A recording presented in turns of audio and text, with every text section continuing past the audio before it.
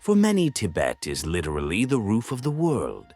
It is here that Mount Everest rises at over 26,000 feet sea level, challenging the limits of nature and human endurance. For others, Tibet is synonymous with pure spirituality, the land of the Dalai Lama, the most charismatic and revered leader of modern Buddhism. But anyone who thinks that Tibet is just snow-capped mountains and monks in robes walking in silence is mistaken. What exists there is much more than a postcard setting or spiritual retreat. Want some examples? Did you know that in Tibet there is a ritual in which the dead are offered to vultures high up in the mountains? Did you know that, until recently, Tibetan doctors would taste their patients' urine to detect diseases? That's right. So forget everything you think you know, because now Bello Mundo is taking you on a complete journey to the heart of Tibet, with all its beauty, strangeness, power, and uniqueness. Number 1. Location and general information. Tibet is located in Asia, north of the Himalayas, squeezed between two giants, China, of which it is an autonomous region, and India. It occupies the immense Tibetan Plateau, covering approximately 2.5 million square kilometers, an area the size of Western Europe. It is not by chance that it is known as the roof of the world, since its average altitude exceeds 15,000 feet. The capital, Lhasa, is over 12,000 feet above sea level. There, even simple tasks become a challenge. Water, for example, boils at around 185 degrees. In cities like Paris or Madrid, it reaches 200 degrees. But there, because of the thin air, everything changes. Almost everything has to be cooked in a pressure cooker, otherwise it simply won't cook. In addition to the altitude, the climate doesn't help either. It is dry and constantly cold, even on the sunniest days. Summer is short and milder, with highs around 75 degrees and nights that remain cold. In winter, temperatures easily drop to minus 30 degrees at night and rarely exceed 50 degrees during the day. Snow-capped mountains dominate the landscape. It is there that the highest point on Earth rises, Mount Everest, called Chomolungma by the Tibetans, at almost 9,000 meters high. Gigantic Asian rivers spring from its slopes and glacial lakes form, with a blue color that looks hand-painted, such as Yamdrok and Puma Yumko. In short, Tibet is a universe apart where geography shapes everything, the body, life, and even the culture of those born there. Number 2. History. Few places in the world have experienced such an intense and contested history as Tibet. Around the 7th century, a powerful empire emerged on the plateau, which came to face the Tang dynasty of China as an equal. It was King Songtsen Gampo who unified the country, created a writing system inspired by Indian Sanskrit, and sealed political alliances by marrying Chinese and Nepalese princesses. He was also the one who made Lhasa the capital and laid the foundations for what would become a theocracy, where those who lead also pray. In the following centuries, Tibet experienced moments of strength and expansion, but also of fragmentation.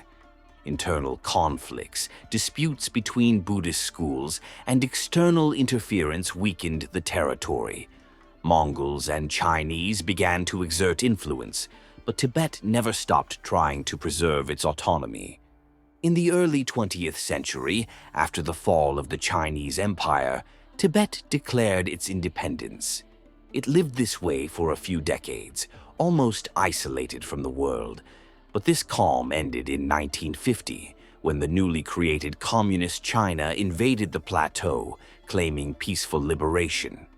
The Tibetan government tried to negotiate autonomy, but in 1959 a popular uprising was crushed by Chinese troops. Even so, Tibetan identity did not disappear. It survived mainly outside the territory, among communities of exiles who keep alive the language, rituals, and ideals of freedom.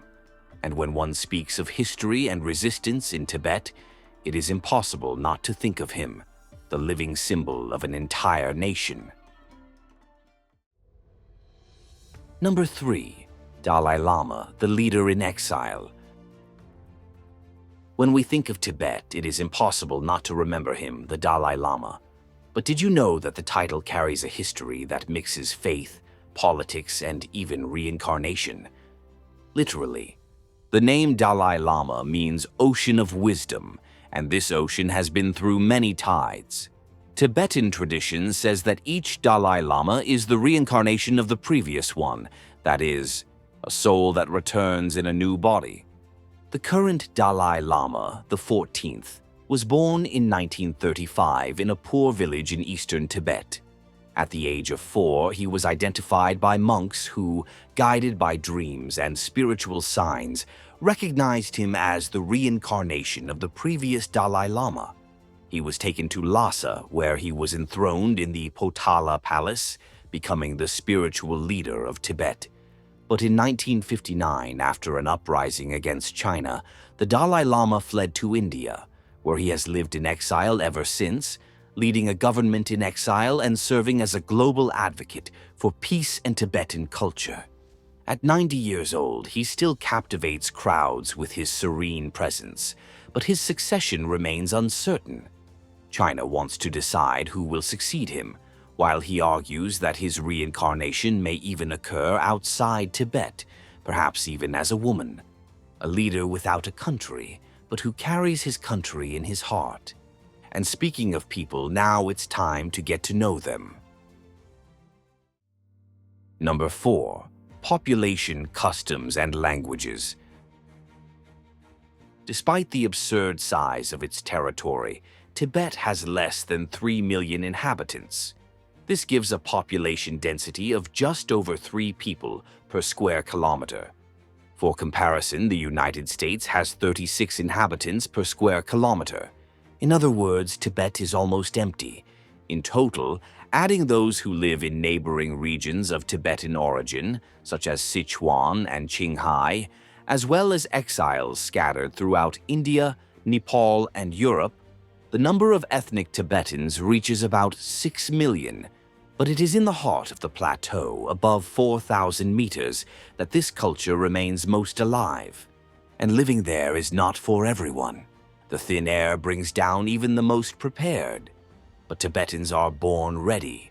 They have a rare genetic mutation that allows their blood to carry more oxygen. While tourists suffer from altitude sickness, they remain steadfast, working and living normally. Most lead simple lives. In rural areas, many are nomads. They live in tents made of yak hair, raise herds, and move according to the weather. In cities like Lhasa, modernity has arrived, but the pace remains different.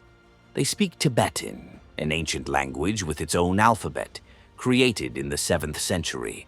There are several dialects, but the Lhasa dialect has become standard.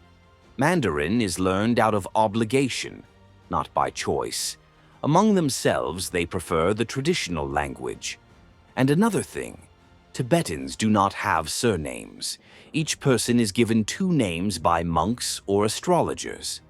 The traditional greeting is also noteworthy. Instead of shaking hands, many still show their tongues. Yes, it seems strange, but showing your tongue for a moment is a sign of respect and agreement there, a custom with roots in ancient history. Legend has it that they began to show their tongues to prove that they were not the reincarnation of an evil 9th century king who had a black tongue. So, if a Tibetan sticks out their tongue at you, don't be offended. They're just being polite. Number 5. Social customs and traditions. In addition to the custom of greeting by sticking out their tongue, Tibetan society has several other unique traditions shaped by isolation, altitude, and a strong sense of community. One of the most curious customs is polyandry. We are more accustomed to hearing about polygamy, especially polygyny, which is when a man has several wives, as is the case in parts of Africa or the Middle East. But in Tibet, it's different. There, women are usually in charge. In some more isolated villages, it is common for a woman to be married to 2 or even 3 brothers. Everyone lives together, works together, and raises their children together. Does it seem strange? It may seem so, but there is logic behind it. This type of arrangement helped keep the family's land together. If each brother married and divided the inheritance, there would soon be no space left to plant crops. This way, the family remains strong and the estate intact. In the 50s, about a quarter of Tibetan families still lived this way. Nowadays, it is rarer because Chinese laws prohibit this type of union, but it still exists in some rural areas. And it is important to pay attention to gestures. When handing something over or receiving something, it is correct to use both hands or support the right hand with the left. Never use the left hand alone. It is considered impure. Throughout the year, festivals keep social life lively. During Losar, the Tibetan New Year, houses are cleaned to scare away evil spirits. Everyone wears traditional costumes, prepares banquets, burns incense, and celebrates with lots of music and dancing. It is a culture built on community, faith, and attention to rituals. Number 6. Traditional Tibetan medicine. Among Tibet's many unique traditions, one of the most fascinating is the way they take care of their health. You know those medical conferences where experts from around the world gather to exchange knowledge and discuss advances in medicine? Well, it's just like that. It seems hard to believe, but something similar happened in the 8th century in the heart of the Himalayas. King Trisong Detsen, one of the great Tibetan rulers of the time, brought together healers and doctors from India, China, Persia, and even Greece in a huge gathering at Samai Monastery with a single goal: to exchange knowledge and improve the way people were healed in Tibet. From this exchange, the 4 Tantras were born, the sacred compendium that became the basis of Tibetan medicine. The authorship is attributed to Yuthok Yonten Gompo, an 8th century spiritual master and philosopher who is revered to this day. He was not only a doctor, but a visionary who organized the Tibetan healing system, combining physical diagnosis, mental balance, and compassion. Tibetan medicine, known as Soa Rigpa, is based on the idea that health is the balance between body, mind, and spirit. According to tradition, all diseases come from 3 mental poisons: ignorance, attachment, and anger. Healing, then, begins in the mind and heart. Tibetan diagnosis is an art. Doctors observe the pulse, tongue, face, and even urine. In fact, to diagnose diseases such as diabetes, some even tasted the urine. Treatments include diet, meditation, and natural formulas with herbs, minerals, and even animal parts. The Tibetan pharmacopoeia contains more than 2,000 substances, many harvested at extreme altitudes, such as roots hidden in frozen valleys or flowers near glaciers. Other practices include Tibetan moxibustion and a unique version of acupuncture. In the capital, there is the Mensi Kong Institute, founded by the Dalai Lama, which trains traditional doctors and exports medicines to the world. Even without scientific validation of everything, Tibetan medicine is a fascinating cross between herbal science, Buddhist philosophy, and spirituality. Number 7. Spirituality, faith, and unique rituals. It is impossible to talk about Tibet without talking about spirituality. For Tibetans, religion is not just a belief. It is the foundation of life, culture, politics, and even the way they die. Almost the entire population follows Tibetan Buddhism, a unique branch that blends 2 major philosophical schools, Mahayana and Vajrayana. The former preaches that all beings can achieve enlightenment and emphasizes compassion as the path to it. Vajrayana, on the other hand, is full of rituals, complex meditations, the use of mantras, mandalas, bells, visualizations, and sacred symbols. The result is a unique form of Buddhism, where faith and practice are intertwined at all times. Monasteries cover the plateau landscape, from large complexes such as Tashilhunpo to small buildings on cliffs. Monks in burgundy robes are part of everyday life, and children begin their monastic life at an early age. Religion shapes even the smallest gestures.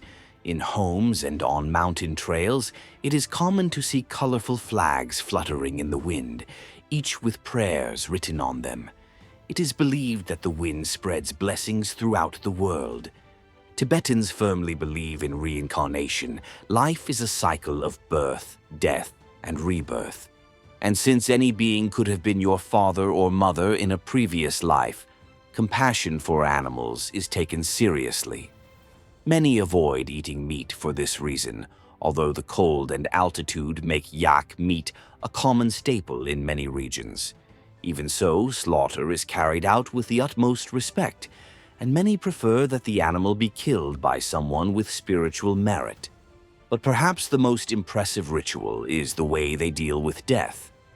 Unlike most of the world, Tibet has a custom called sky burial. When a person dies, the body is taken to the top of a mountain and offered to vultures. An expert, called a rogyapa, cuts the body into pieces, grinds the bones, and mixes everything with barley to facilitate digestion by the birds. It may seem brutal, but for Tibetans, this is an act of generosity. The body, now without a soul, serves to feed other lives. It is as if it were the last good deed of the deceased. Number 8. Gastronomy. After learning about the location, history, and customs, we can't forget to talk about food, right? After all, in a cold, high, and isolated place, what do people eat? The most honest answer is whatever they can find. And that is precisely what makes Tibetan cuisine so unique. The staple food is roasted barley, transformed into the famous tsampa, a flour that they mix with tea or butter to form a caloric dough, practical and perfect for facing the cold. And speaking of tea, here it is serious business. Forget sweet tea. Tibetan tea is made with strong black tea, salt, and lots of yak butter, whipped until it becomes a fatty hot broth. Refusing it may even be seen as rude. The yak, incidentally, is king of the table. It provides meat, milk, wool, and butter. Its meat appears in soups, stews, or dehydrated, like Tibetan beef jerky. And the famous momo dumpling, filled with meat or vegetables, is a favorite, probably coming from Nepalese or Chinese influence. When it's time to eat, there's no table setting. Everyone sits on the floor around shared bowls, eating with wooden spoons or their hands. Chopsticks or forks, a rarity there. Simple food, but full of identity. Number 9. The legend of the Yeti, the abominable snowman. After exploring so many real and curious aspects of Tibet, how about we end our tour with one of the greatest legends of the place? No Tibetan legend is more famous than that of the Yeti, the abominable snowman. It is said that in the icy mountains of the Himalayas lives a hairy creature with extraordinary strength and mysterious habits. Half beast, half human, he is both feared and respected. The word Yeti comes from Tibetan and can mean rock bear or simply strange thing. Tibetans believe that there are 3 types: a big one over 4 meters tall, a medium-sized one, and even a short, hairy one, each living at different altitudes. Reports of huge footprints, silhouettes in the ice, and howls at night have fueled this myth for centuries. But it was in the 1920s that the whole world began to hear about the Yeti, after British explorers on Everest found strange footprints. Their guides pointed out immediately, "It's the Yeti." Since then, many expeditions have sought proof. Some have even found hairy remains or footprints, but science usually attributes everything to bears. Even so, the legend persists. For Tibetans, the Yeti is not a monster. It is a guardian of the mountains, and respecting its territory is a sign of wisdom. Whether it exists or not, no one knows, but there are people who swear they have seen it. That much is certain. And that's all for today. Now, tell me, which of these curiosities about Tibet surprised you the most? Leave your comments below. If you enjoyed this trip to the roof of the world, don't forget to like, subscribe to the channel, and turn on the bell so you don't miss the next destination. Bello Mundo will be back soon, taking you to another fascinating corner of the planet.